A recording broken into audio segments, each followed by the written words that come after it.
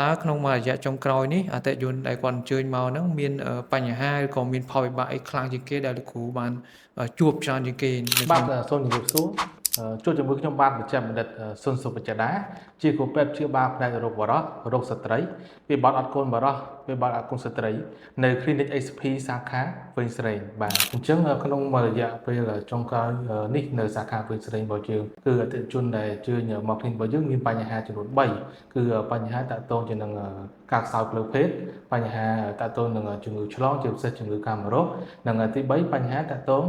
ទៅនឹងវិបត្តិអត់កូនបាទថាបច្ចុប្បន្ននេះដែលយើងជួបច្រើនជាងគេនោះគឺបញ្ហាតាក់ទងទៅនឹងជំងឺឆ្លងហើយនឹងតាក់ទងនឹងខ្សោយផ្លូវភេទទាំងស្ត្រីទាំងបរិះបាទបរិះដែលគាត់អញ្ជើញមកគាត់ខ្សោយតើលោកគ្រូអាចបញ្ជាក់បានទេតើមកពីបញ្ហាអ្វីឬក៏មកពីកត្តាអ្វីដែលគាត់ជួបផលវិបាកធ្វើឲ្យគាត់មានបញ្ហាខ្សោយឬក៏ពាក្យថាខ្សោយផ្លូវភេទពាក្យថាខ្សោយផ្លូវភេទមានកត្តា2សំខាន់បាទកត្តាទី1នោះគឺតាក់ទងទៅនឹងដែលយើងដឹងគ្រប់គ្នាហើយបានន័យថាបរិះដែលគាត់ចាប់ចេញអាហ្នឹងក៏យើងហៅថាខ្សោយផ្លូវភេទដែរទី2គឺបរិះបានន័យថាប្រដាប់ភេទរបស់គាត់នោះវាមិនឡើងរឹងអញ្ចឹងកាលណាបរិះដែលគាត់មានបញ្ហាទាំងពីរនេះគឺគាត់មានគេហៅថាខ្សោយផ្លូវភេទមូលហេតុតាក់ទងទៅនឹងការខ្សោយផ្លូវភេទវាមានច្រើនគាត់ថាអ្វីដែលកត្តាចម្បង3សំខាន់ណា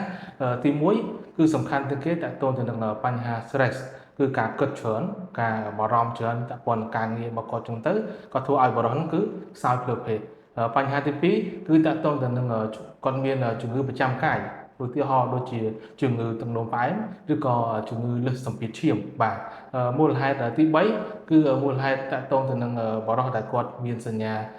នៃជំងឺឆ្លងជាពិសេសជំងឺកាមរោគហើយនឹងមានមូលហេតុសំខាន់ផ្សេងទៀតជាច្រើនទៀតបាទខ្ញុំកត់សម្គាល់ថាបញ្ហាតាក់ទងជាមួយនឹងជំងឺឆ្លងជាទូទៅតើបរិះដែលគាត់ជួបជំងឺឆ្លងហ្នឹងតើមកពីកត្តាអ្វីដែរលោកគ្រូបាទក្នុងន័យជំងឺឆ្លងនៅពេលនេះខ្ញុំចង់និយាយតាក់ទងនឹងជំងឺកាមរោគជំងឺកាមរោគភាគច្រើនបំផុតគឺឆ្លងតាមការរួមភេទដែលឧទាហរណ៍ដូចជាជំងឺស្វាយជំងឺប្រមេះទឹកបាចប្រមេះទឹកថ្លាជំងឺថ្លើមបេថ្លើមសេជំងឺអេដជាដើមហើយនិងជំងឺកាមរោគផ្សេងទៀតភាគច្រើនគឺយើងតែគាត់ឆ្លងតាមការរួមភេទតាមរយៈផ្សេងទៀតយើងសឹងតែមិនជួបអញ្ចឹងណាអញ្ចឹងវាតកតងទៅនឹងអ្នកជំងឺដែលគាត់មានដៃគូច្រើនបាទមានដៃគូច្រើនហើយអត់បានការពារអញ្ចឹងវាធ្វើឲ្យឆ្លងជំងឺហ្នឹងមកទៅលើខ្លួនគាត់ពេលខ្លះអាចឆ្លងទៅខាងដៃគូរបស់គាត់ជាភរិយាដែរអញ្ចឹងជាការណែនាំរបស់គ្រូពេទ្យកាលណាដែលគាត់ឆែកមើលទៅឃើញមានបញ្ហាជំងឺឆ្លងគឺត្រូវតែឆែកជាដៃគូបានអាចធ្វើការព្យាបាលជំងឺរបស់គាត់នោះបានជាសះស្បើយល្អអញ្ចឹងណា